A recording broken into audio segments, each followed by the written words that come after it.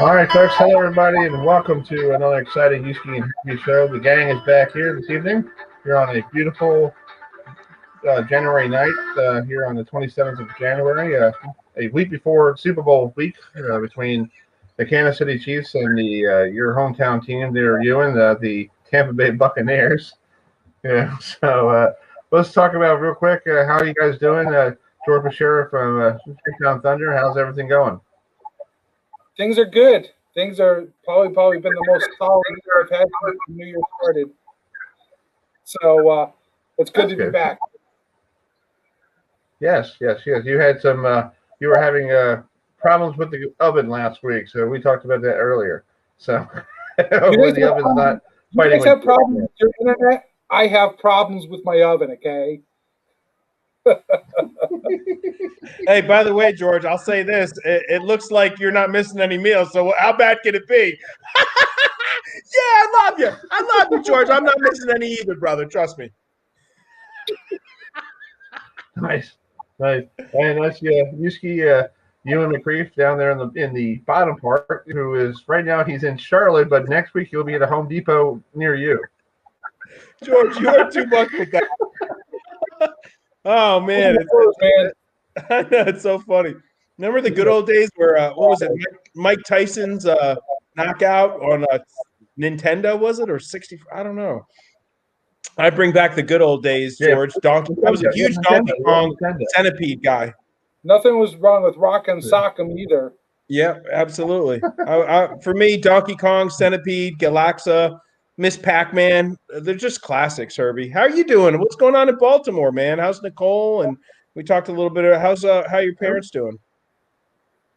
My parents are enjoying the final life of skiing down in Virginia, so they're having fun, getting away for a while. So, yeah, I told them. Yeah, they asked me if I could stay for an extra week. I'm like, why are you asking me? I'm not the adult here. Yeah, you do whatever you want to do, Mom. Yeah, enjoy yourself. Why are you asking me for? Yeah.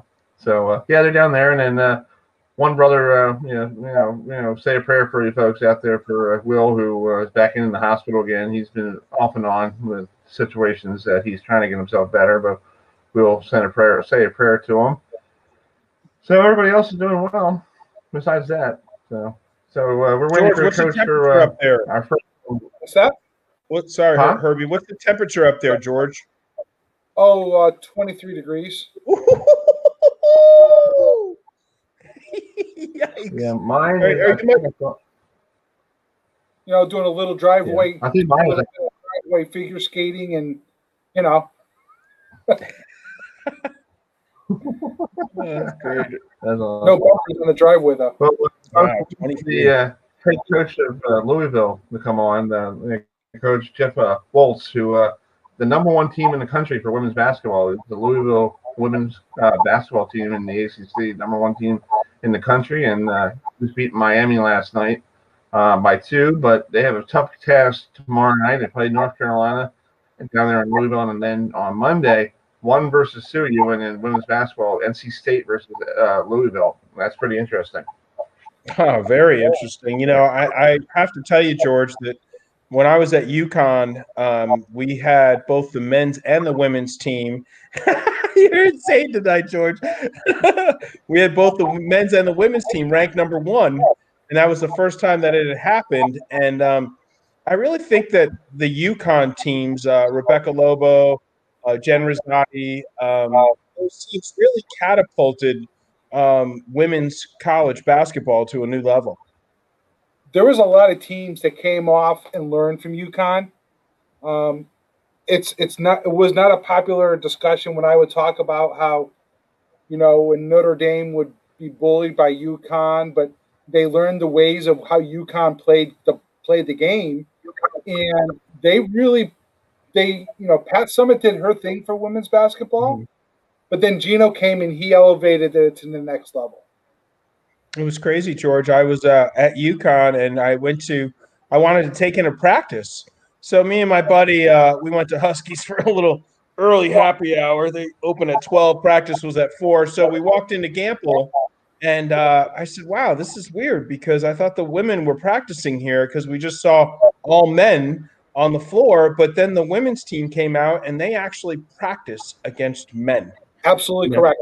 Right. Absolutely. So it was just like, whoa, I wonder why they're like total beast mode, with everyone else. So it was, and I got a chance to talk to Coach Gino. Nice guy.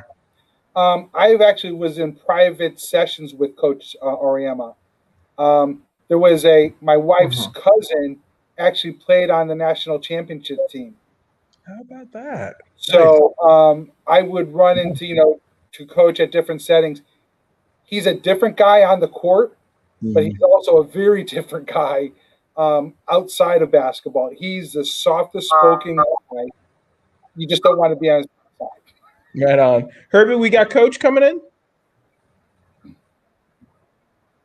I'm trying to get hold of him. I talked to him on Saturday, and I just called him this afternoon to verify, and he didn't pick up. And then his assistant said, "Hey, did you get a hold of him?" I'm like, "Well, can you get a hold of him and let him know, 8 o'clock?" So I'm waiting for him, and I just sent him a text message making sure he's okay to go.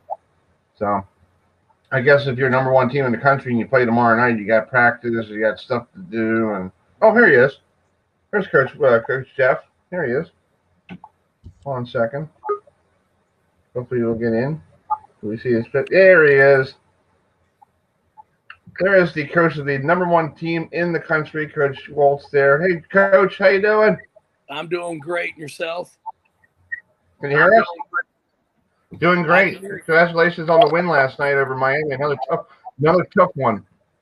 Oh yeah, they're all going to be tough from here on out. Exactly. Well, let's talk about this week. You got a big game tomorrow night against North Carolina. That's another home game against another good Paris team in the ACC. And then the next Monday, I guess everybody will be down there for 1 versus 2 against NC State. Big weekend for you guys. Yeah, it's a big weekend for us for sure. Tomorrow's game is going to be a very tough game. North Carolina's got some very talented players, and we know we're going to have to come out prepared. It's been a long stretch here for us. We will have played 11 games after tomorrow this month. We went Thursday, Sunday, Tuesday, Thursday. So I've got a tired group right now, but we just got to tough it out and find a way to grind one out tomorrow night. Hey, Coach, you're one of 8 active coaches to reach at least 3 Final Fours. I mean, we always see coaches maybe like, the anomaly have a great season or, vice versa. What's been the key to your consistent, to your players and the performance and obviously the wins? What's been the key to that longevity? Well, I think we've built a foundation here. We've built a culture. I've got a great staff who I've been able to keep my staff. The continuity of it has been very, very important. I've never had an assistant coach go on to be an assistant someplace else. They've only moved on to be head coaches. Wow. So, I think that says a lot about our program when you're not having an assistant leave to go be an assistant someplace else. We have done a really nice job of preparing those that want the opportunity to be a head coach when that chance comes to be able to get it. And because of that, we've been able to really do a nice job on the recruiting trail because we're not having a bunch of turnover with the assistant coaches. And then when we try to be pretty picky on what players that we're going out there and trying to recruit, trying to make sure that they understand what our goals are here at the University of Louisville and make sure their goals match ours. And then they come into a situation where you've got players who want an opportunity to get back to a Final Four for a national championship. And because of that, when the freshmen come in, they start to learn the habits that we have, the culture that we have. And then they're able to teach it to the ones that come after them.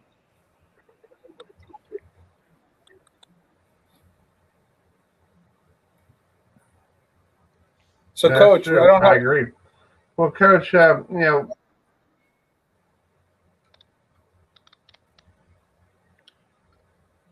George, go ahead. I was just going to say, Coach, you saw this past weekend, I'm sure you were breaking down the tape of Notre Dame versus North Carolina. They really, at the end, I mean, Notre Dame is kind of that last year and now this year is kind of in that phase of rebuilding. And, you know, with Coach Ivy coming in this year and delivering a new system into the program. But North Carolina, I mean, they were down 7, and they came all the way back out of that timeout. So, I mean, their record does not represent, you know, really where they are. No, I agree with you on that. Player by player, I think they're one of the most talented teams in our league. Janelle Bailey at the 5. You've got Stephanie Watts, Deja Kelly, the Holinsky, the young lady that transferred in from Illinois, can shoot the lights out. Malou, who is now back in the starting lineup at the 4, rebounds the ball extremely well. I mean, you can just go through one after another. They're extremely talented, so we have the utmost respect for them. What we've got to make sure that we do is a good job of rebounding the basketball. We've got to try to limit the number of second chance opportunities that they get, and then we've got to make sure we're taking care of the ball and getting good shots. Yeah, Coach. I mean, the one thing when I sat down and wrote down the article about the game, they really spread out Notre Dame's offense, and they kind of forced them outside. They weren't getting a lot of shots in the paint, and you know the offensive rebounds they were cleaning the boards defensively. So, you know, it was a very tough game to sit there and watch, but their record does not represent the way they played, you know, this past weekend. No, I agree. I agree with you on that, and that's one of the things from showing film to our kids that we have broken it down. And you know, we have always had really good games with Carolina. You know, so they're a basketball rich program. They've got great history. So we know that tomorrow is going to be a very, very competitive ball game. Hey, Coach, you know, your first year, unbelievable run, That's Sweet true. I agree. 16. You know, it's like, and then a couple of years ago, you get the contract extension. Tell us how good it feels. I mean, you've obviously paid your dues, working your way up. You get this shot. You're making the most of the opportunity. Talk to us about the ride it's been for you and your family. You know, culminating in a university that's believing in what you're doing on and off the court. Well, it's been great. You know, I spent my time as an assistant coach and worked my way, you know, up and continued to grind. Applied for several head coaching jobs before this one, and could never really get into the final 2 or 3 of any of those jobs. You know, then in 2006, we won the national championship at Maryland when I was an assistant, and then I was just fortunate here in 2007-8 that Tom Collin got the opportunity to take the head coaching job at Arkansas. See, I didn't take over a job where someone had gotten fired. Tom moved on to a new opportunity, and then I was fortunate enough to be able to come here to Louisville, which is an hour and a half from my hometown where I grew up. I've got family here in Louisville. My parents still live up in northern Kentucky.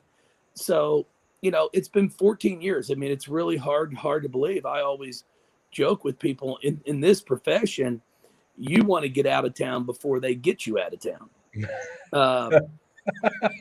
But I've been fortunate enough here to continue to build something, and our fan base has been outstanding. And then our players do a remarkable job in our community when we're able to. Obviously, this is a completely different year with COVID, but normally we're a program that's drawing 10 to 12,000 fans a night.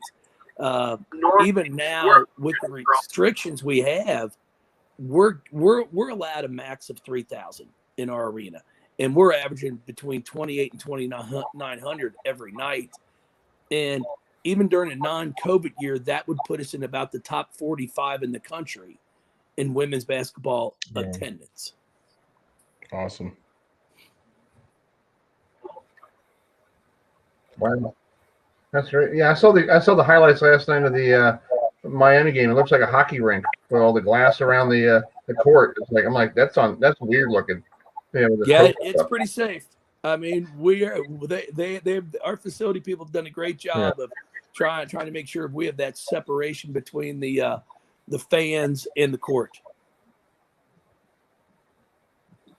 It'd be nice to see fans again. I know that Exactly. Notre Dame. Well, Coach Jeff, let me let you go. Go ahead, Chris. Go ahead, George. Sorry. Well, I was going to say, I mean, being a reporter. Well, no, finish what you're saying about Notre Dame. Yeah. Yeah. So, all right, Coach. Thank you so much for coming on tonight. Good luck tomorrow night. You can watch that game on the ACC network at 8:00, prime time, 8:00. Make sure you're there for watching Louisville and North Carolina. And then Monday night, the big game against NC State. So we'll be rooting for you. I appreciate it, guys, and I appreciate the opportunity to be on. Stay safe out there, and look forward to talking to y'all again. Go Cards. Get him, Coach. All right. Thank you, buddy. Take care, guys. Go get them.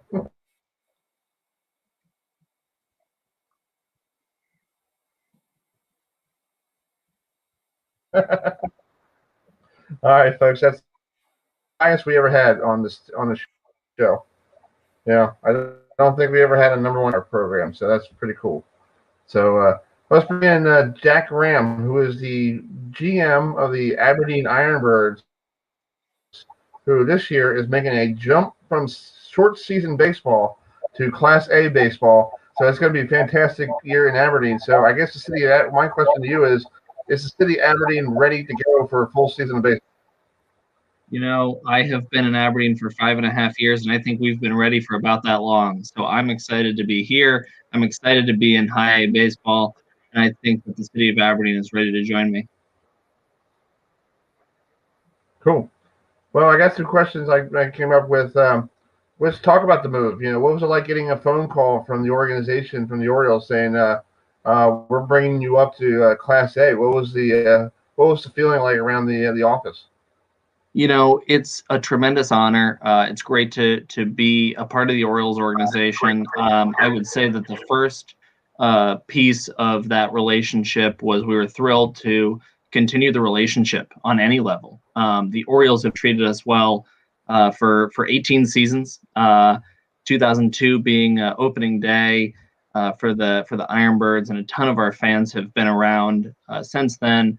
And I personally, obviously, have had a long relationship with the Orioles, but professionally, it's great to be a part of the Orioles family. It's great to be a part of Birdland, and the opportunity to have a higher level of baseball, more quantity of games, and to be a part of this organizational rebuild is so exciting for our office, for the city of Aberdeen, for Harford County, and I think for Birdland in general. So we're thrilled, and the relationship is just going to continue to grow and improve. Jack, I love minor league baseball because you always try to project how a player's going to do in the next level. Through your years, I mean, normally we just see guys out in the pros in Major League Baseball, but through your years, talk to us about a couple of players that we know now that you've seen that we were like, that guy can't miss. I think that it is really interesting to see, because there's two categories of guys who end up making a real impact. And I think that the obvious first category is the guys who you see like John Means or Adley Rutschman more recently, who you see them and you see them play on this level, and you see them just really overbearingly outperform this level of baseball. And you go, yeah, I expected that. I expected them to really come in and outperform. And then you see guys who you don't necessarily expect. There are guys who are still in the system because we were short season single A in 2019, 2018, and every year prior, who are making a huge impact. You look at a guy like Ryan McKenna, you look at guys like Jalen Ferguson, who maybe spent a couple of seasons in Aberdeen, and they're continuing to make an impact in the Orioles system. and will continue to do so, even though when you first see them, when they're young and they're fresh and they're green, you don't expect that, but they really grow and develop. I remember in 2013 when I was with the organization as a player, you saw a guy like Donnie Hart or Jimmy Yacobonis, who, you don't expect them to be big leaguers, and then they go on and make an impact. They play in the big leagues and they make a name for themselves, and that's really exciting. Trey Mancini, obviously, phenomenal player. You always expected him to be, but Austin Wynns, just a solid defensive catcher who can put the bat on the ball, and now he gets to be a big league sometimes player, and nice guys, every single one of them that I've mentioned.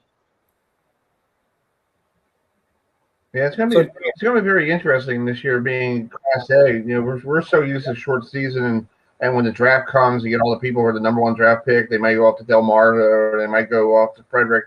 Now we're going to Aberdeen, and we're going to stay there for the season, instead of going to bringing Aberdeen for 15 games and then or whatever, and they send them off to Delmarva. Yeah. Yeah, it's going to be great because I think the relationship that fans create with players over a longer period of time is that much more impactful. And we're so blessed to be 25 minutes from Camden Yards. The fans here, they tell me all the time that they saw players play in their first professional game, their first affiliated game in Aberdeen, and then they get to see them in Camden Yards making an impact for the big club. And I think that will even grow stronger as people get to develop a relationship with those players after over 30, 40, 50, 60 games in Aberdeen or more. They'll be able to develop those relationships, develop those fanhoods, if you will, and then feel that much more connected to the guys who are in the big leagues, because we loved Adley. Adley's great. Everyone loves Adley. But we only had him for, like 12 games. It would have been great to have him for 60. Exactly. And plus, with short season baseball, we're sort of 25 minutes away from Camden Yards. The Orioles could use it as a rehab assignment. Plus, like a couple of years ago, the Mets used, Noda Syndergaard to come down to Aberdeen, pitch, against the Ironbirds, and that was a good way because they were in Philadelphia. And it's still good for any team who, if they have a player playing against the Mets or the Orioles or even the Red Sox, or they're down in Camden Yards, they're like, we're just 25 minutes away. Yeah, for sure. And we're thrilled for that. We're thrilled for the opportunity to expose Aberdeen to those big league players and get the opportunity to, whether it's a home team player or a visiting team player, be close to a big market, be close to the home club, and get a chance to, let people see big league talent in a minor league ballpark. So those are great opportunities, and every single guy who I've seen as a major league rehabber in a minor league ballpark have been so respectful and so thoughtful of where they're at, and the kind of expectation that there is in a minor league ballpark. When there's only 6,000 people in the stands, and none of them are more than 100 feet from foul territory, you really understand the intimacy of minor league ballparks and the chance to interact with fans. And so it's always a thrill for our fans, but I hope that those major league players who are coming down get to revisit what it's like to be a part of a small community like this. Well, and the minor leaguers love when the big guys come down because they bring down new things. They buy dinners and stuff like that. So it's definitely good on that perspective for those players as well. For sure. I remember when I was in Delmarva, I was a bullpen catcher, BP thrower, ground ball hitter, general contributor. And Tommy Hunter came and he shagged fly balls with the guys during BP, and he threw his pregame side, and he was giving out wisdom, and he bought spread for the guys. That was an opportunity for us to see what it was like to be a big leaguer. He sets the example. He let us know what it was like to be a real role model. All of that is great. And the fact that he got 3 outs on 11 pitches was just icing on the cake for that one game in Delmarva. Nice. Well, Jack, let's talk about ticket packages. I know it's too early. It's only January, but we You're going to start in April. So what does folks in around here want to start doing to get rid of? Are they going to keep the same seats? Are they going to get a chance to upgrade? Are they getting a chance to, hey, you got more games now instead of only 36. Now it's going to be, 60, or more. Just explain to the folks out there what they need to do. For sure. Well, first of all, I hope that there are some Ironbirds season ticket holders watching tonight, because we love you. We appreciate you. We appreciate the patience that you've shown us over the last, 9 to 13 months, depending on how long it's been since we've last spoken to you. And I want to let every Ironbirds season ticket holder know that as long as the state of Maryland allows us to have enough people in the ballpark, we're going to let you keep your seats. If you owned your seats, if you bought them for the 2020 season, which unfortunately didn't happen, you're going to be in those seats. Obviously, some social distancing may be in place, but our goal for this upcoming season is A, to provide as much family-friendly, affordable entertainment as we can, and B, to make sure we honor those season ticket holders who, some of them have been in the ballpark and a part of our fan group, our family of Ironbirds fans, for the entire time we've been around. And then second of all, aside from the folks who have been around before, we are really looking forward to being able to have new people in the ballpark and hopefully generating new and excited interest around this new level of baseball. And hopefully, like you said, more baseball games. We're waiting on Major League Baseball to tell us if we will start on time the way that the Major League Baseball season hopefully will. And even if we don't, we know that there's a high likelihood that we'll play more baseball in Aberdeen this year than we have in any year prior. And so for now, before we get information about when opening day is or how many games we're going to play, what we're doing is we've got out there 5-game flex packs. And these flex pack tickets is the first time that we've ever given our fans an opportunity to buy tickets that have no dates on them. You can use these flex pack tickets any Ironbirds game and at any time that you want. So if you walk up to the box office, as long as we've got tickets left, as long as we haven't sold out, you can pick any game and we will be glad to have you in the ballpark. And we think that flexibility will give Ironbirds fans, especially families, the opportunity to grow and develop within this Ironbirds fan family. Man, that's great. I like that 5-game ticket, because my dad used to get tickets for the Ironbirds, and he's like, "Oh, I have to go to this date." And with that flex pan, I think that's great. He can decide what day he wants to go. When he doesn't feel like going to the ballpark on Monday, he could go whenever he feels like doing it. I think that's a great idea to get people back into the stands. It's really exciting, and we've heard that for a long time. And back in the day, back in 2002 to 2012, we sold out every single Ironbirds game. And we love that. That was super exciting, and it was a great streak to have. But now people need a little bit more flexibility to decide, hey, I can't make it on Monday. I'm going to come on Friday or Saturday when we're going to have some fireworks. And I think that's going to be really fun. I love it, Jack. Exactly. There's nothing like a minor league baseball game. It's affordable. You can drink some brews, some cold ones. It's not going to cost your family dinner the next week. You get to see a great product. And I love the entertainment. When the fans come out, the kids. I mean, it Absolutely. truly is a family affair, Jack. So I'm hoping to make my way up to see a game. And I know you'll take good care of us, but I'm a little nervous that Herbie doesn't know any good places to eat around there. I think that Aberdeen is great because it's growing. We've got a lot of opportunities around the ballpark and also in the ballpark. We're really excited because, obviously if you want to go to the Green Turtle or if you want to go to Mamie's Cafe down the street, there's great places in Aberdeen. But we're really excited because inside the ballpark, one of the new exciting things that's coming is actually a Jimmy's Famous Seafood crab cake cart. We're going to have Jimmy's crab cakes inside the ballpark available for purchase.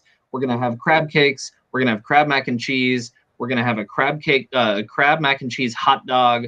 We're going to have Jimmy's Famous Seafood inside the ballpark. So what's better than crab cakes in baseball? That's what Maryland does. And a cold one. So I'll throw that in.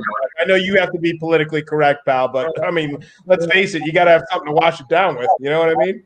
Absolutely. And you know what? Keep your eyes peeled on our social media and on our website. There may be more interesting information coming about some cold ones at the ballpark sometime soon. Good man, Jack. Well, Jack, I'm going to have to talk to my Nice. brother. My brother lives out Nice. there in Maryland, and not too far from Aberdeen, as a matter of fact. He's over there in Ellicott City. So I'm going to have to talk to my brother, but definitely going to have to come out and check you guys out. I'm not sure if you talk with other programs, but sitting in my backyard is the South Bend Cubs. Okay. And they were voted the top stadium in minor league baseball just a couple of years ago. I know the president over there, Joe Hart, is a really great guy. I'm not sure how teams interact and talk about ideas, and you can do your own studies, but I'll tell you what, they have that sucker down to a science. Mm-hmm. As far as fan participation, fan engagement, they've done a phenomenal job in the short time that they've gotten a higher affiliation with the Chicago Cubs. Yeah, you know what? Minor league baseball is so fun because there is no such thing as competition between minor league baseball teams. We have our areas, we have our regions, and ultimately the goal of the minor league baseball industry is not to compete with one another, but to collaborate. Yep. And so whether it's South Bend or Tulsa or Lake Elsinore or Wilmington or Brooklyn or Rome, Georgia, we have an opportunity to borrow and steal and collaborate to figure out the right solution to entertain our fans. Because ultimately, a baseball fan is a baseball fan, whether they're on the West Coast, the East Coast, in the heartland. We really just want to make sure that the product that's on the field, the product that's in the stands, and the product that's in our communities is the absolute best that it can be. Well, Jack, if I get out to Maryland, I'm going to make sure that I come out there and see you guys. Yes, you're our guest. Absolutely. Let me know. Will do, sir. All right, cool.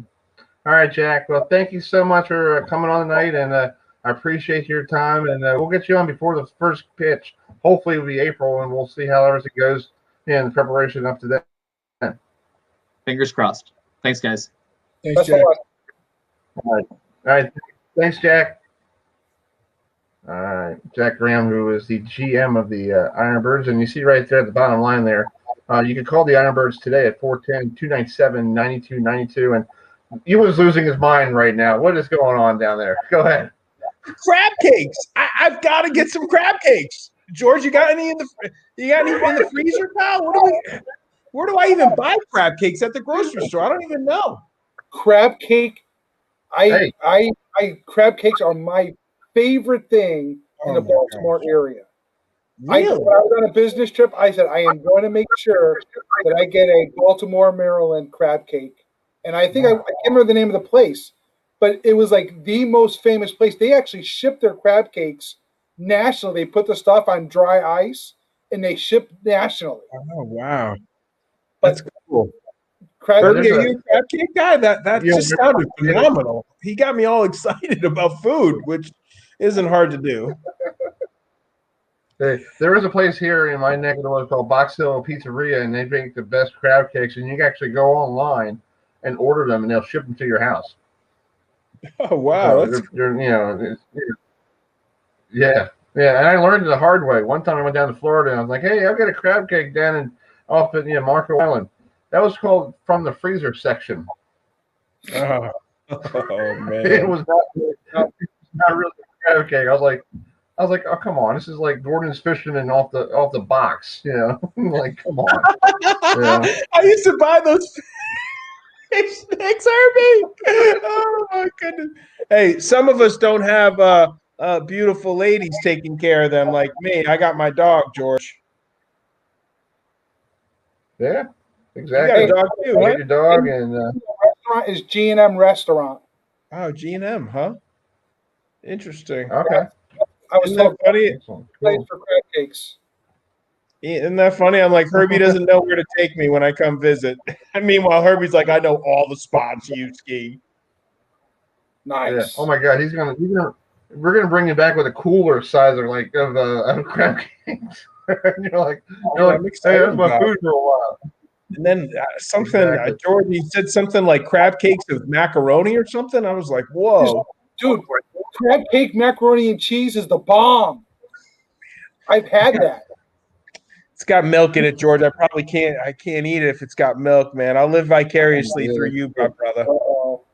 And when I come up to South Bend, I want a couple of full racks of ribs. I'm a rib guy myself. Hey, we're gonna have, we should do every week in the program have a food hour. Just talk about food for like 45 minutes and critique a restaurant where we go to. Like we have a restaurant that we know and we just critique it. Yeah, that'd be fun. Well, I can tell you, George, I'm going to critique the 2 for $10. It's a bachelor special, 2 Whoppers, 2 fries, and 2 drinks for $10. It's a knockout. It's a 5-star, baby. And just think, you buy it one day, you put it in the refrigerator, and you have dinner the next night. Exactly. Yeah. Exactly. I used to eat where McDonald's used to have those Big Mac wraps. They used to make the Big Mac in the tortilla shell, and they made all the special sauce on stuff. I bought 6 of those suckers at 9 o'clock at night, and went home and completely ate them all. Ooh, wow. Yeah, it's called Being Mr. Fatty. Who cares? Oh man. So we're trying to leave for Kevin O'Connell here. He covers Duke. He should be logging in soon, but I guess he's running behind. But Euan, let's talk about Duke real quick. They're struggling this year. The men's team. They're not the Duke team that we know. They're like 6-5, and Coach K is like yelling at people. And just did you hear what happened this past weekend with the reporter? I did not. Well, he was asked last Saturday after a Louisville game. Louisville beat Duke by a couple points. And the student reporter asked him, like, Coach, what do you have to do to move forward to get things back on track? And I guess Coach K didn't like the question or something like that, completely started, like, hounding him and going, like, are you a Duke broadcaster? And, literally just tore him a new one on Zoom call. Wow, that's unlike Coach K. Clearly the frustration's getting to him because he's always just been so cordial, professional, and quite frankly, he always answers the tough questions. But I don't know if he's ever had questions quite like these, in a season like this, George. Yeah, well, he actually got a chance. He actually apologized to the kid. I'm not going to use unprecedented times, but you have Duke, you have Kentucky, and what was the other? There's another big school. But this is the first time these schools are not at the top of the game. It's completely different, and Gonzaga is the number 1 team in the country. And it's not Duke, and it's not Kentucky. You know what I'm saying? It's Gonzaga. Remember when they were the Cinderella team? Gonzaga, everyone was talking Cinderella, and now Cinderella's got the lead date at the dance. George, you make an interesting point because those programs every year, it's just like they're going to be in the tournament. They're fighting for either a 1, 2, or 3 seed just every year. And now you're looking at, quite frankly, the premier program, if not the top 3, obviously top 5 programs in the nation in Duke, and they may not even make the NIT.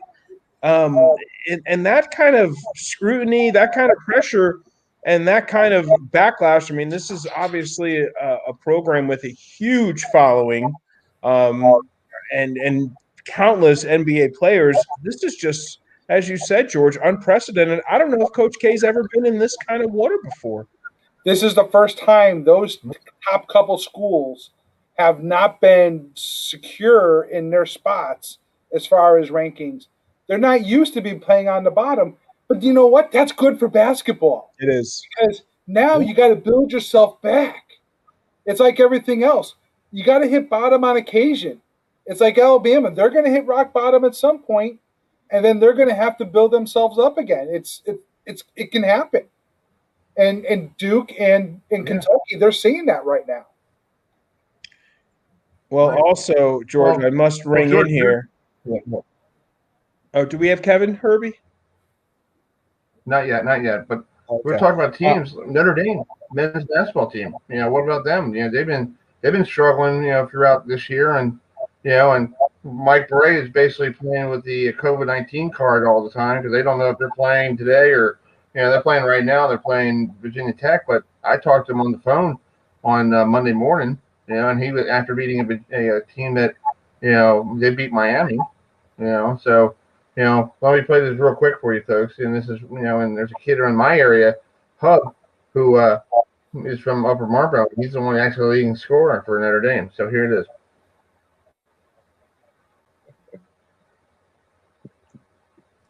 Chris Heidel, go ahead. Hey, Coach Mike, how you doing? How you doing, Chris? Good to talk to you, buddy. Yeah, finally when you see face to face on video Yes, instead of sir. over the phone. I have a question to ask you. You have a kid. I'm sorry you couldn't make it to the Howard game. I was looking forward to that game last week, but everybody got sick and everybody. But I hope everybody's okay. You have a kid from Upper Marlboro, Hub. How's he doing? He's playing great for us. He's been fabulous. Certainly last night he was really good. He's a junior now. I think he's become one of the better guards in the league. He's gotten stronger. He's gotten older. He's learned how to balance scoring and quarterbacking. I think the area where I've been after him the last week is he needs to defend better and have a better stance defensively. And he's responded really well to that. By the way, the Howard game, we're going to postpone it exactly 1 year to MLK Day next year. We will be there next year. Yeah, I was looking forward to it. Well, I hope you have a great week. You take care of yourself. I will.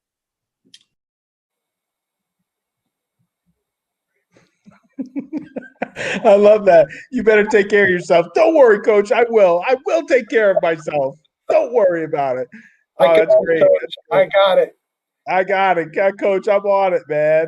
That's great, Herbie. George, talk about a little bit about, your neck of the woods. Where are the state of both the men's and women's basketball programs, George? It's a tough situation. You got to understand it a little bit more with the women's team. One, with Coach Ivy coming into the program and learning a new system. And I mean, there's some of their star players are coming off of injury, like Sam Brunell. Last year she was lights out, coming in as a freshman. But she's been coming back from an injury. It's tough. It's tough not seeing Notre Dame as another one of those teams that you see top ranked in the country as far as women's basketball is concerned. I think it's one of those things, like I just said earlier. You got to come down a little bit, and then you build yourself up, and you come back. You've done it before. You just do it again. Men's basketball, it's just very weird. It's tough being coach at any team at Notre Dame. Okay. And the people, all the fans, it's just like football and whatever.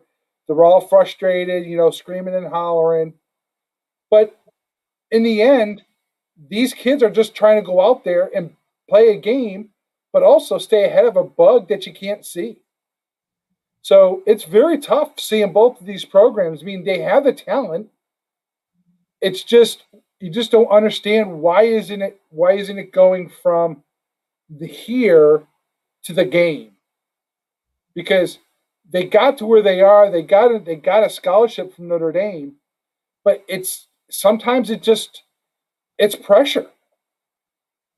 A lot of stuff goes on, and there's just a lot of pressure to play different sports. And playing at the University of Notre Dame, it's not an excuse, but there's a pressure that goes along with that. And sometimes when you think too much about it, that's when stuff happens.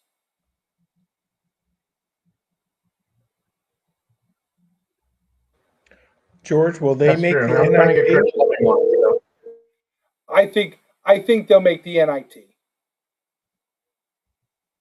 I really, really do. And they just got to keep playing. They just got to keep playing ball. That's the key. I mean, you go down and they won a great game the other day. So, George, man, it's so good to see you, brother.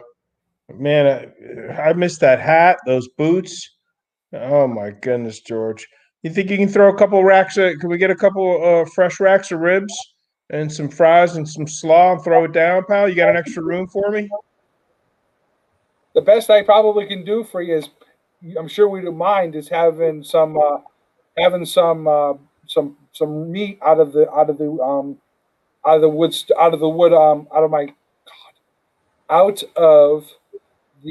smoker, my Pit Ooh, Boss smoker. nice. Yeah, George coming with the big guns on the smoker, George. Nice. Herbie, what's going on, buddy? Yeah, I'm trying to get Coach Fleming on by phone. So hold on a second. You guys talk more about healthy foods called steak. Go ahead. I can talk Penn State hockey.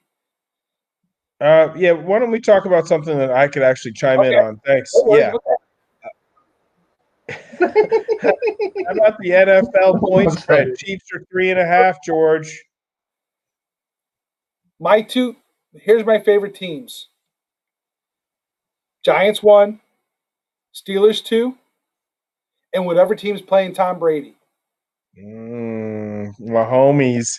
I don't know. I think he gets him again, man. But the greatest of all time against what will be. Last year, Mahomes beat him last year, right? Yeah, he beat him earlier this year.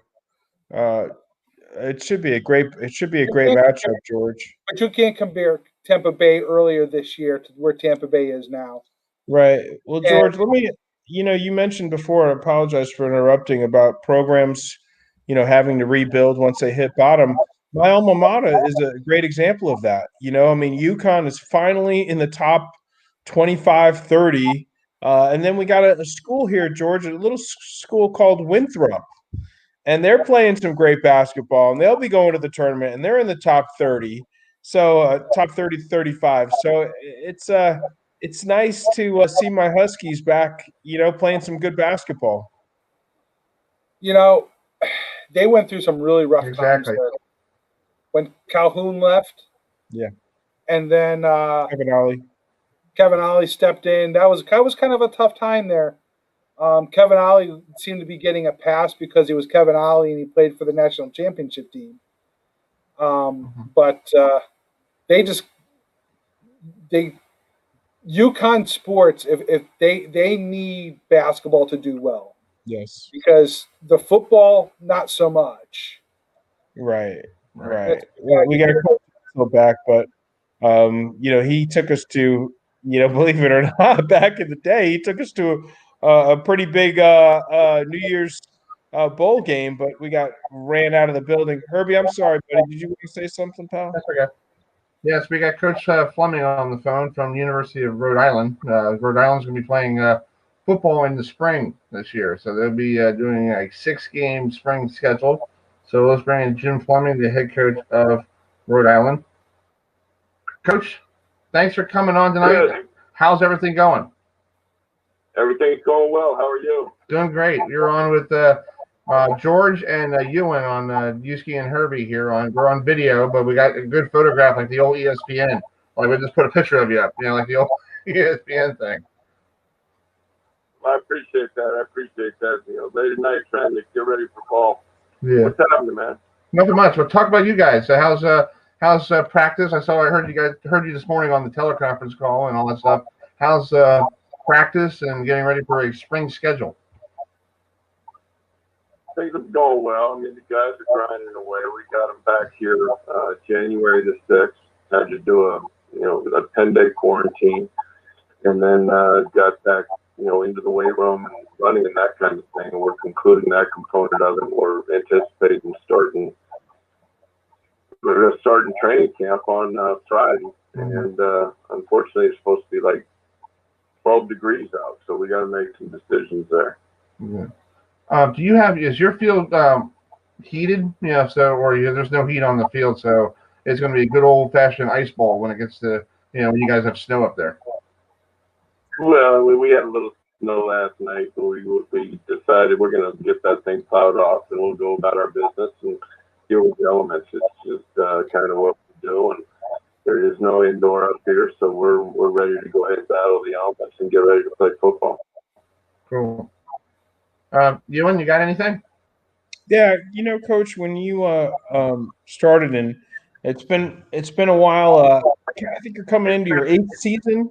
You assumed in the the role in December of 2013. What are some of the challenges, leading this program and trying to bring them into prominence in terms of recruiting, especially this year with the pandemic, everything that's going on, Coach? How have you been able to kind of keep the troops together and on course? Well, I get that's a many pronged question you got there. I mean, I think that the way we've been able to keep on track right now is just the continual hope and having the opportunity to get out and play. I think that's what our entire program is excited to do, is to go out and play the game. We've been having opportunity to train and prepare, and we've prepared a zillion and a half different training camp schedules and acclimatizations to play, that kind of thing. But now we're finally here, and everybody's very excited to do so. So it's been a tough road, as everybody will say.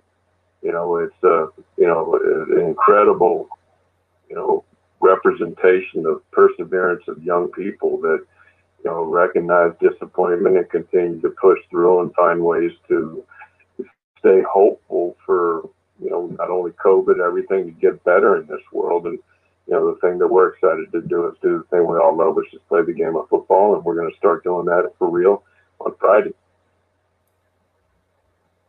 George, you got anything? Yeah, Coach. So with the season, you guys kicking off your season in those 6 games, how does that run into your spring ball and prepping for the 2021-2022 season? Well, we've been looking at it as all one season. I mean, we know right now that we've got 18 games scheduled in 2021.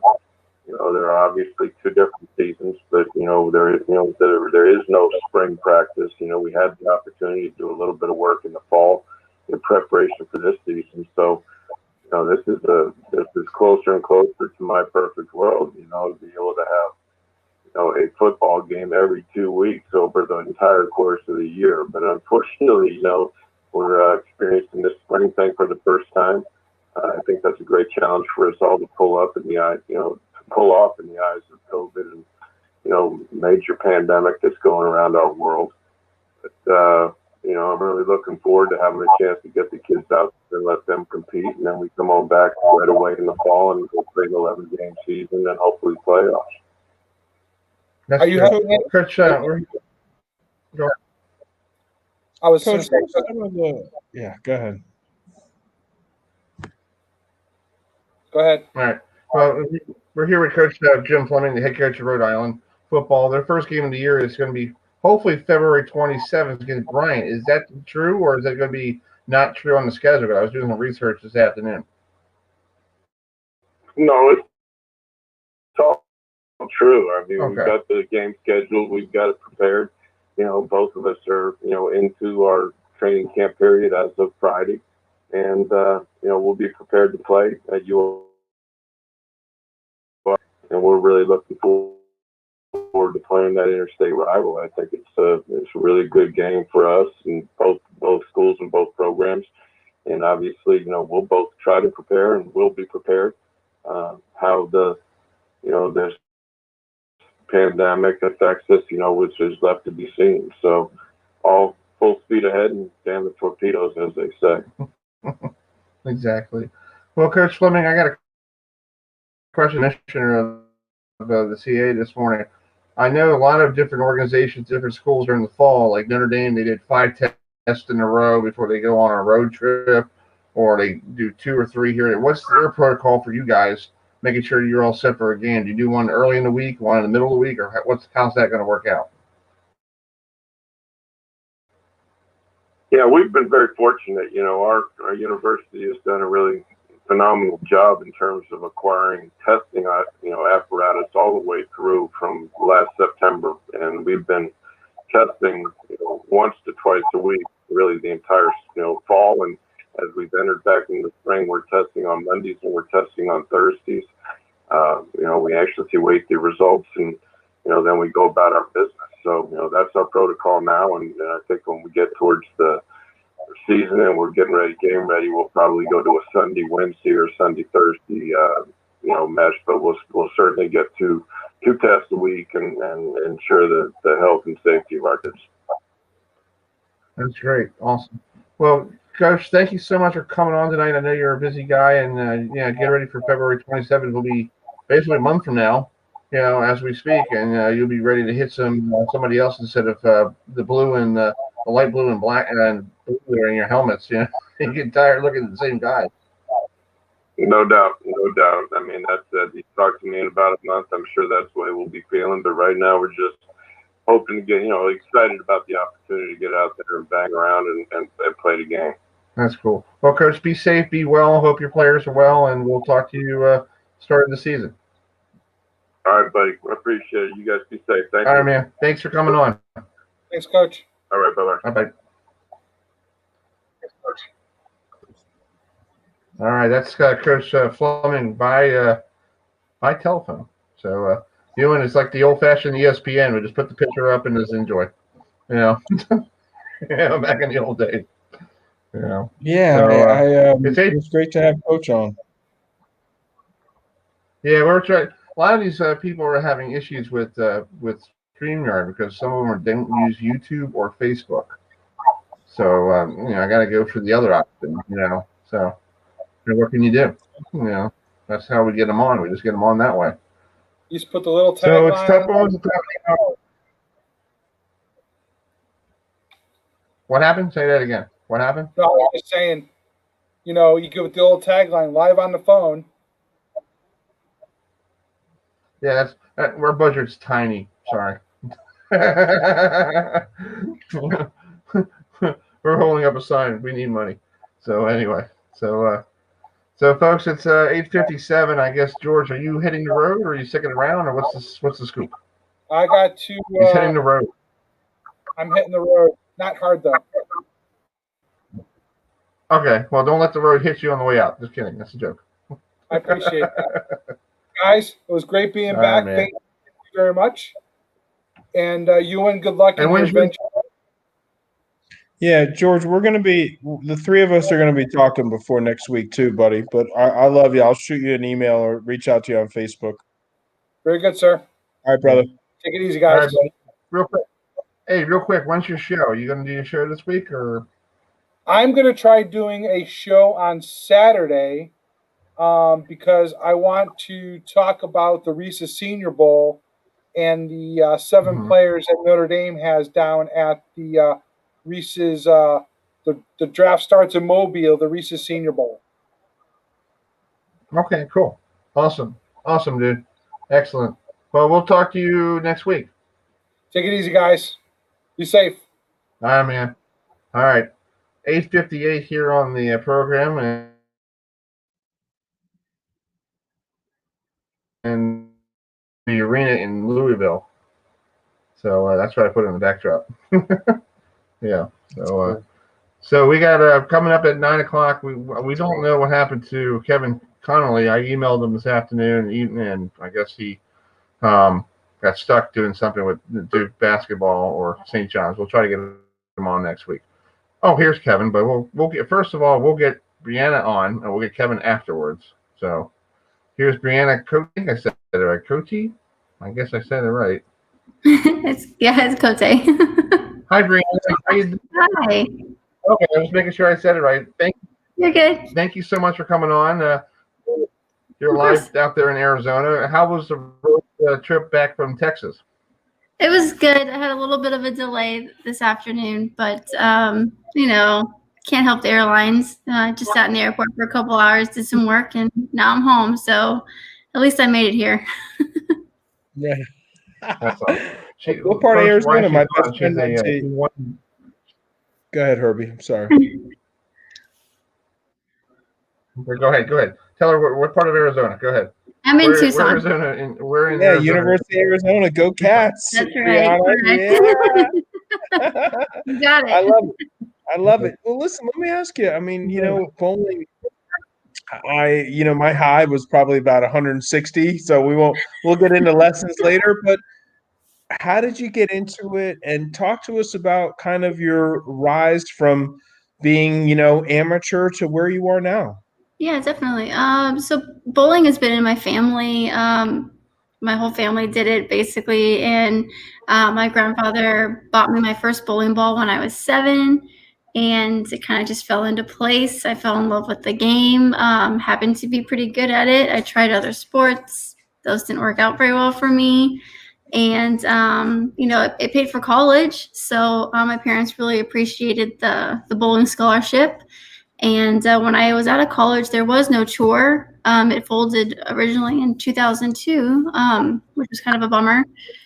But fortunately, it came back in 2015, and I signed up right away, and I've been professional ever since. So from college up into, I graduated college in 2008. So from 2008 to 2015, I was considered amateur just because we didn't have a tour. But I bowled anything and everything, whether it was against the women or the men. So it's been a great career so far. Awesome. Well, just like everything, Brianna, there's a science. Mhm. When I'm thinking about bowling, like, hey, you know what? I'm just kind of a regular guy. I do my little stride. I get my special shoes on. But talk to us about, the spin, the weight of the ball, the technique, the form, all the kind of little things that go into your success. Yeah, bowling is very unique because not one person bowls like another person. Everyone has their own unique style. It's everyone thinks, we should all do it the same way, but we don't. Everyone's way of getting the ball down the lane looks different. And we put different rotation on it, and a lot of it is with wrist and elbow movement at the right place at the right time, and a lot of practice. And the weight really depends on the bowler. Most bowlers use 15-pound bowling balls. Some use 16. Myself, I use 14-pound bowling balls. But it really depends on the person. So there's a lot of variables, for one specific person of why they bowl that way, why their ball spins that way, why they use that weight. It's really relatable to golf. Golfers tend to kind of look the same, but they all have a unique characteristic to them, and they all have the clubs do different things, just like our bowling balls do different things. The only thing with golf is you can see the course. With us, you can't. It's an invisible course on the lane, which makes it hard. So a lot of variables go into bowling, and it's not easy. And no sport is easy if you don't do it professionally. So I couldn't golf to save my life, but yeah, it's just a very unique sport in itself. That's great. Yeah, I grew up watching bowling as a kid, being a 3-year-old, and my mom put me in front of the television, and the Professional Bowlers Tour was on ABC. Did you get a chance? Did you watch bowling before you got hooked on it, or you just had your parents said, "Hey, here's a bowling ball. We're going to take you to the bowling alley, and we're going to keep you there for babysitting"? Oh no, I watched it constantly. If it was on, I would watch it. I did grow up in a bowling alley, so I was there all the time and just practiced. I'm an only child, so it kept me entertained while they were bowling league. They would just go put me on a lane, and I just go bowl by myself for a while. But yeah, of course I'd watch it. I watched, all the greats, and I still watch it. I still am all by all the professionals today. If it's on, I'm going to watch it and, hopefully learn something, because the game's always expanding and changing. It's interesting that you said learn something. What do you think? The transition from amateur to pro, was it, like a game, or was it maybe, one specific bowl that just said, you know what, I got this, or, I can take this to the next level? Like, how was your ascension? I not having a professional tour and then having one and having the opportunity to win professional titles was really the determining factor that I want to be professional. I want to have professional titles, because that was pretty much the ultimate thing I could get at that point, was the thing I was missing in a career. Of course, there's tons of things to do in bowling, but professional careers or titles are not easy to come by. The fields are so strong, and the women are so strong to compete against. So it's just having that opportunity to say I'm a professional title holder. Not many people can say that in the sport. Love it. Exactly. That's great. Let's talk about last weekend. Big win in Texas. You won the the Training Center Classic there. I was there down in the Cotton Bowl a couple of years ago. Went to the Bowling Hall of Fame. Did you get a chance to go there and take a look at it? And what do you think about that? I did not get to go this time. We were actually in a bubble. We were quarantined, kind of in a isolation quarantine, kind of in a bubble. They were taking really good care of us and with all the protocols and stuff to make sure we were safe. And, we were hotel or the bowling alley, secluded, just to make sure we were all safe and the event could go on as planned, which was, really great and very thankful that they were looking out for our health and safety. But I have been there, and it's a great place to go and visit to see the history of bowling. Lots of cool things in there. Hoping one day maybe something of mine will be in there. So, but definitely, it's a cool thing to see any kind of Hall of Fame, whether you're a fan of bowling or any sport or memorabilia. It's just great to see a history of something. Yeah, I think it's pretty cool. I think it's pretty cool that. Yeah. It's very neat if you're a big history buff like me in bowling, growing up watching the PBA and watching Chris Schenkel and Nelson Burton Jr. and learning how to bowl better. And I bowled a 250 game one time, and my friends call me Nelson Burton Jr. for some kind of reason because they think I'm Mr. Airmaker. I'm like, no, I am not Nelson Burton Jr., but I did talk to him. So, it's pretty cool. So, yeah. So, Brianna, thank you so much for coming on tonight. I know you've just traveled all day. I want to get you off and you can relax and get back to no, what it's you're my doing. pleasure. Where are you guys next? Are you guys off? Yes, we are actually on a, break until the end of April. So we'll start at the end of April and we go pretty much through October. So we're going to have a good set of swings. So we gave away 3 titles this last 10 days, and we have 17 more to give away this season. So it's going to be exciting. I know. Get 'em. Exciting. So we're going to be all over. The first stop in April is in Minnesota. So be exciting. Hopefully it's warmer by the time we get there. I don't do cold weather very well. Exactly. We'll have to catch up, but you keep rolling those strikes, okay? That's my plan. Nobody does. Right on. Thanks for coming on. Thanks for having me. It was a pleasure. All right. Thanks for coming on. You're welcome. All right. Bye. Bye-bye. Bye. That's Brianna Cote, who is the women's professional bowler. She won last week in Dallas. So we're going to, this week, every week on the show here, we'll try to get somebody from the professional bowler store and the women. The show, folks, there is cool things out there in the world of sports.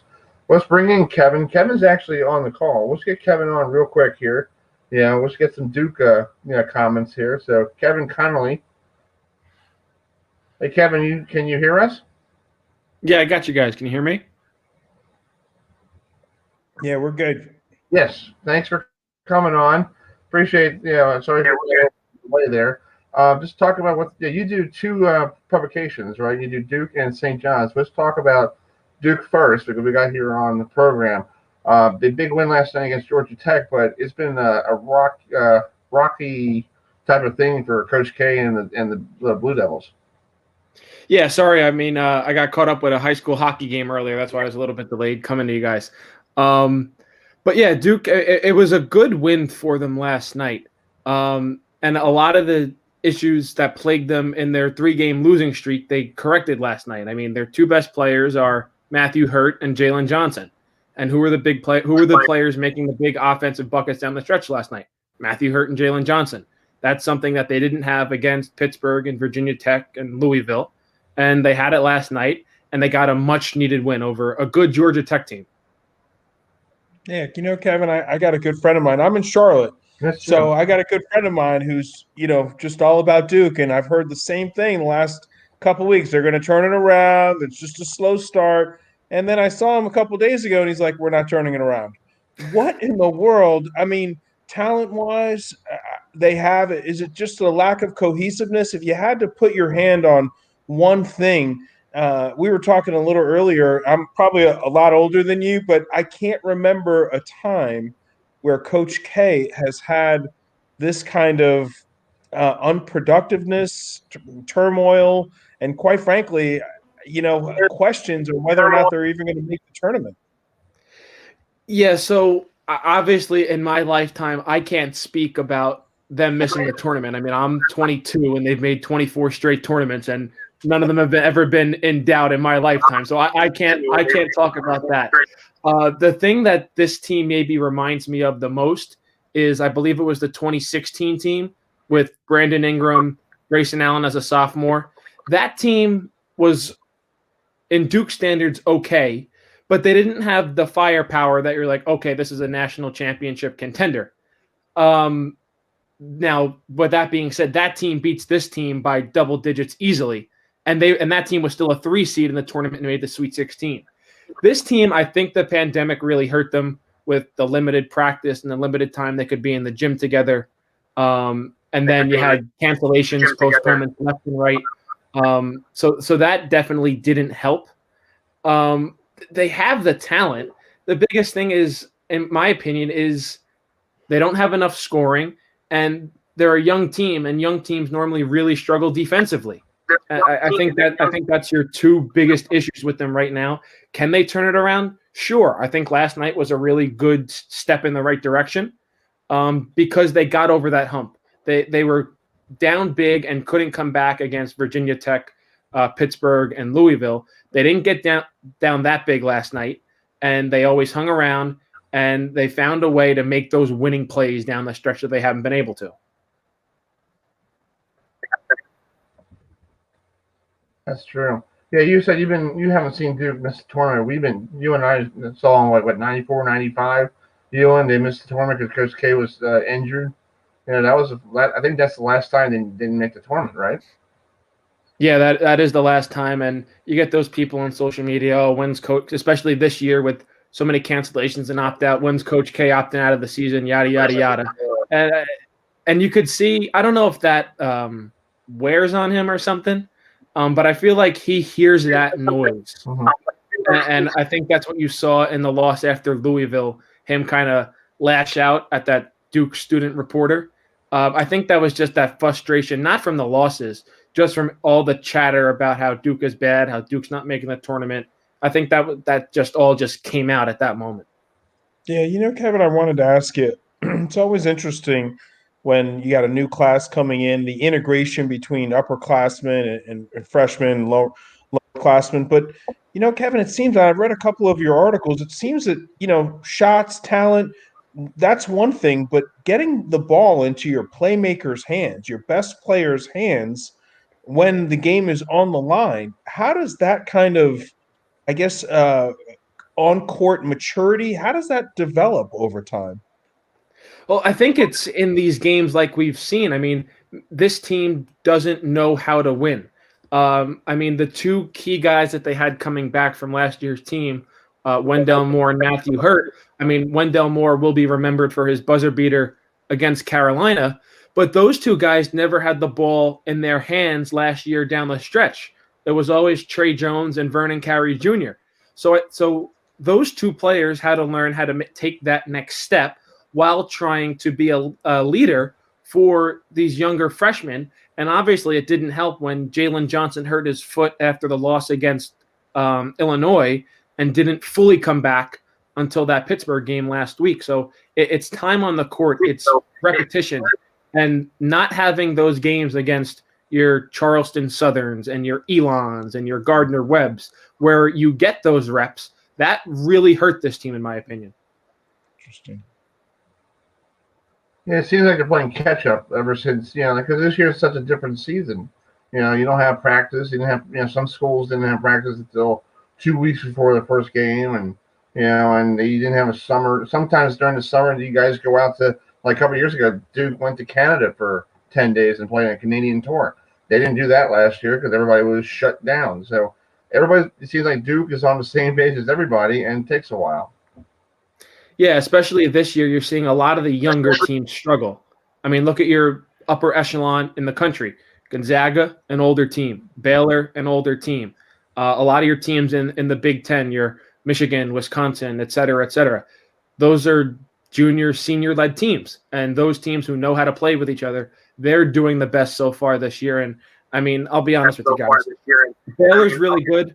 I think it's a one-team race. I think it's either Gonzaga or the field, and I would take Gonzaga. Oh, nice, Kevin. I love the gambling angle right there, buddy. Oh, hey, listen, while we got you on, before we switch gears, since you're throwing out predictions, who you got in the Super Bowl, brother? Oh, Chiefs are -3. So I'm a Jets fan. So obviously I know everything about Tom Brady, but I don't think no one can stop Mahomes, man. No, I got the Chiefs. I got him too. Herbie. I don't know where you're at, but I'm laying. If I'm playing, I'm laying, pal. Yeah. Hey, what am I wearing right now? Kansas City, baby. Yeah, I got my Chiefs jersey on. I know it's Matt Castle, but yeah. Hey, it was good. It was a freebie at Goodwill. So what? Yeah. Matt Castle played 5 series with the Chiefs back in before he left from New England. But who cares? Yeah. So. Yeah. Well, Kevin, also you cover Duke basketball. Even you do St. John's. I'm from Long Island, New York. Euan's up from around the Yukon area, Connecticut, New York area. What's going on with St. John's right now? Well, St. John's, they're slowly but surely turning the corner. It's their second year under head coach Mike Anderson, and you see the team progressing. They have we were talking about Pittsburgh. Justin Champagny on Pittsburgh. His twin brother Julian is on St. John's. He's the leading scorer in the Big East right now. So the Champagny twins are having themselves a season right now. Things are starting to turn in the right direction for St. John's. They're nowhere close to competing at the top of the Big East with Villanova, Creighton, Seton Hall. But if they continue to stack wins and they have somewhat of a favorable schedule coming down the stretch here, I think they could be a middle-of-the-pack Big East team. Maybe somehow if they get a couple of big wins, play their way onto the NCAA tournament bubble. But if there's an NIT this year, and I think there will be, I think a realistic goal is making the NIT this year. That's great. So, Kevin, thanks for coming on tonight. I know you're. I hope that hockey game was great tonight for the high school. Who won that high school game? So it was St. Peter's Prep, which is in Jersey City, New Jersey, and they played Northern Highlands, and Northern Highlands won 1-0. It was a bit of a outdoor rink, so it was a little bit chilly out there, but hey, you got to do what you got to do, right? Nice, Kev. That's cool. Some old school hockey. That's awesome. So, Awesome. All right, Kevin, thanks for coming on. We'll get you on during before, and we'll see what's going on. Sounds good. Thanks for having me, guys. Have a good one. Brother. Thanks. That's Kevin Connolly from Bowl Durham. Speaking of basketball, let's do real quick before we bring in Shane here from the who covers JMU.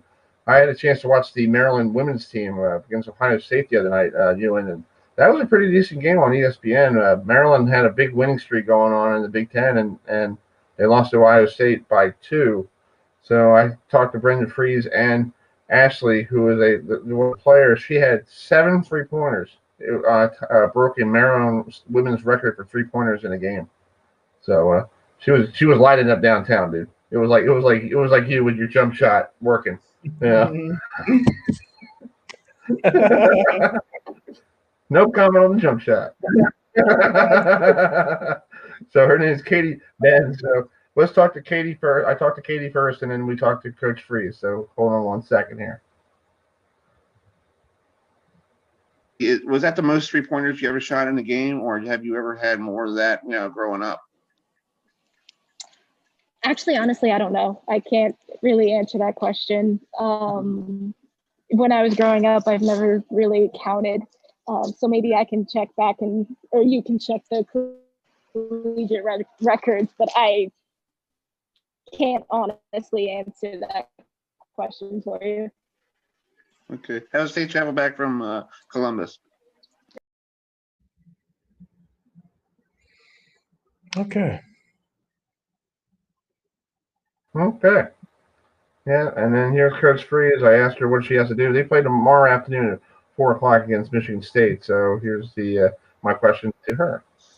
Yeah, continue to work on us. Continue to iron out things. I mean, have to be flexible. Schedule could be ever changing. So, you never know if another game will get scheduled in that time. I know they're working towards if anything can get done. And then just continue to learn from film, learn from practice to be able to get better. And I have a question for Katie. Katie, was that the most 3-pointers you ever shot in the game, or have you ever had more of that, growing up? Actually, honestly, I don't know. I can't really answer that question. When I was growing up, I've never really counted. So maybe I can check back or you can check. Let's get the mics back on here. Yeah, so Maryland just, that's a tough loss for them, but, they'll bounce back tomorrow at 4 o'clock down there in College Park. So let's bring on Shane Mendolin, who covers the JMU men's and women's basketball down there in beautiful Harrisonburg, Virginia, where my parents are right now probably doing night skiing, at Massanutten. So Shane, thanks for joining us. I hope I didn't butcher your last name. How do you say your last name real quick? It's Metlin. Metlin. Okay, I just want to make sure I didn't butcher it too much. Thanks for coming on tonight. I know you were busy this afternoon at the new basketball arena there in Harrisonburg, Virginia, with Towson in town. JMU won 78-63. Just talk about that game. Looks like Towson started out 11-2. When they started that game, 11-2 lead on JMU. I guess JMU has more horses, or they more practice than Towson, because I know Towson's dealing with the COVID situation, same as JMU. Yeah, I mean, JMU missed a lot of games early on, but they've been playing fairly steadily here for the past couple of weeks and getting more and more momentum just as they've played more games. They've won 5 of their last 6 now, and got a split up at Northeastern where nobody else had been able to win in the CAA so far. So all of a sudden, there's a lot more confidence about JMU basketball than there's been in a long time. Yeah, I tell you what, Shane, I got to tell you, I've been watching a little film, and this guy, Matt Lewis, he looks like he could potentially play. I'm no scout, but at the next level. What have you seen from the senior guard and his development heading into this year, and how would you assess his performance so far this year? Yeah, well, that's exactly what Pat Scarry said after the first Towson game, was that, there's been a good number of NBA guys come out of this league in recent years, and, right now he's looking as good as any of them that have in the past few years. And, he entered the draft last year. Didn't get to go through the normal process and everything, but he did talk to a lot of teams, and they basically told him, get your field goal percentage up. And his shot selection has just really, really improved this year. It probably also helps he's got some better pieces around him than maybe he's had in earlier years. Like you saw Vado Morse have a big first half today. And so when you got another weapon that the other team can't just completely double team you all for 40 minutes every game, it opens things up a little bit for him. But his shot selection really has gotten a lot better, and he's doing a lot of other things that, maybe he didn't do as well in earlier seasons. That's true. Shane, talk about this big the men's tournament's going to be down in Harrisonburg this year at the brand new arena. Just talk about that new arena. It's better than that old barn that I saw a couple of years ago. I was there for a Towson game. It's an upgrade. Oh yeah, it's as nice as just about any place I've been. They really went all in on building a new facility. It's not NBA size, but I would say it's NBA quality as far as the arena there. It seats about 8,500. They've got a practice gym in there. They've got all kinds of scoreboards, ribbon boards around there. Great seats. The sight lines are great. Club levels and different places for fans to kind of congregate once they actually get some fans in there. That's kind of been the disappointing thing. Is just they haven't really been able to totally open it up for the public like they were hoping to. Shane, we talk about JMU and maybe an upset here or there of them competing on the football field. But just talk about where this university is growing and the direction that the athletics are going. I think things are really happening, and each program is ascending to a different level. What do you see out of the men's and women's basketball programs? Well, the women's basketball program has been there for a while. If it would have been an NCAA tournament last year, they would have been looking at their 15th straight year in the postseason, whether it's the NIT or the NCAA tournament. They might be a little bit down this year. They've got a lot of freshmen. They're playing big minutes, but their women's sports in general, their softball program plays on a national level. They've been to a couple super regionals. They won a national championship in lacrosse a couple of years ago. They've invested in women's sports more than most mid-major schools do, and it started out as a women's school way back in the early 1900s. It was a teacher school. They've only had a couple of generations of male students there, really. So building up that football program the way they have, and if they can get the men's basketball program going, right now there's a little momentum going, this season. If this hire of Mark Byington gets them going in men's basketball, it could kind of, really build up their profile and help them attract, more students, because it's been a growing school for a long time. I know some of you are familiar with the Harrisonburg area, but you kind of notice when you drive through there's two sides of the highway that the school sits on, and you can tell where the new stuff up. It's always on the other side of the highway, which has been growing and growing and growing that direction for a long time. Yeah, I call it Walt Disney World of 81, because if you're driving down 81 coming north and you don't know where you are, just look for the lights, and that's JMU. Yeah, you're there. Because my parents are down in McCreathsville right now, and I just told my parents, I know where to go, just see the light. And I'm not going to heaven yet, but I see the light of JMU. Yeah, pretty much. And it's huge. I got to give it credit. It's been my dad played back in the 70s. He played I think baseball or softball for Lynchburg College, and they played Mason College back in the 70s. And my dad, I said, "Wow!" I said, "You were there, before it became JMU." It was it was just Mason College, and we played softball or baseball on those fields. I'm like, "Wow." I was like, "That's interesting," and that's back in early 70s. Yeah, the rate that they went from playing Division III football to winning FCS national championships is pretty incredible. That it was only